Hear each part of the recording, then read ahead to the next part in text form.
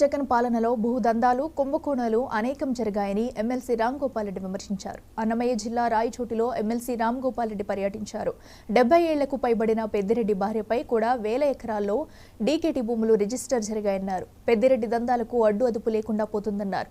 కుటుంబ సభ్యుల పేర్ల మీదనే భూములు ఆక్రమించుకున్న విషయాన్ని ఎస్పీ విద్యాసాగర్కు వినతి పత్రం అందజేశామని తెలిపారు.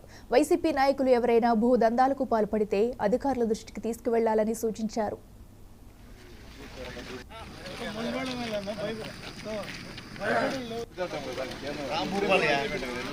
ముఖ్యంగా గత జగన్మోహన్ రెడ్డి గారు ముఖ్యమంత్రిగా ఉన్న సమయంలో ఈ జిల్లాలో జరిగిన అన్యాయాలు, దురాగతాలు, భూదందాలపైన వందలాదిగా బాధితులు బయటకు వచ్చి ఈరోజు ఫిర్యాదు చేయడం జరుగుతోంది.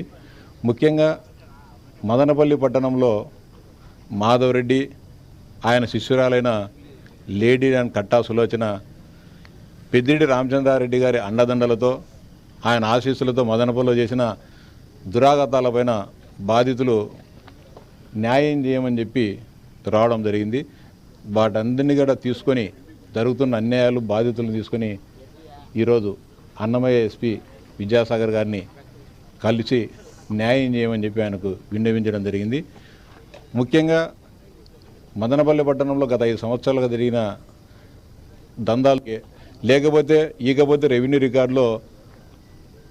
రికార్డులను తారుమారు చేయడం, పేర్లు మార్చడం, లేకుంటే కనుక రైతు పేరు ఉండాల్సింటే ప్రభుత్వ భూమినో, చెరువునో, లేకుంటే కనుక బంజరునో ఏదో ఒకటి రాయడం, ఏదో విధంగా ప్రలోభపెట్ట వాళ్ళు వినకపోతే సులోచన, మాధవరెడ్డి వాళ్ళందరినీ, ఇలాంటి వాళ్ళందరినీ అసాంఘిక శక్తులను రంగంలోకి దించేసి నకిలీ అగ్రిమెంట్లు తయారు చేయడము, వాటితో ఎక్కడో ఒకసాట బలహీనమైన సబ్ రిజిస్ట్రార్ను ఎంపిక చేసుకొని వారి దగ్గరికి పోవడం, రిజిస్ట్రేషన్లు చేయడము, తర్వాత మళ్ళీ ఆఖరికి ఫైనల్గా పెద్దిరెడ్డి రామచంద్రారెడ్డి పేరు మీదనో, లేకుంటే ఆయన భార్య స్వర్ణలతారెడ్డి గారి పేరునో ఆ రిజిస్ట్రేషన్లు చేయడం, భూములను ఆక్రమించడం, ఈ కార్యక్రమాలన్నీ జరిగాయి.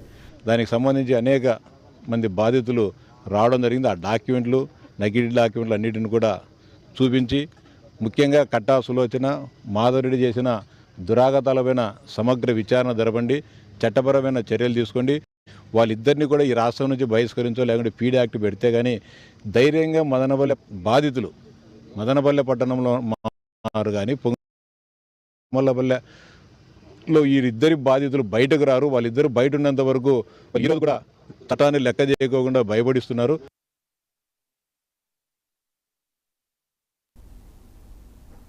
ఆదిలాబాద్ జిల్లా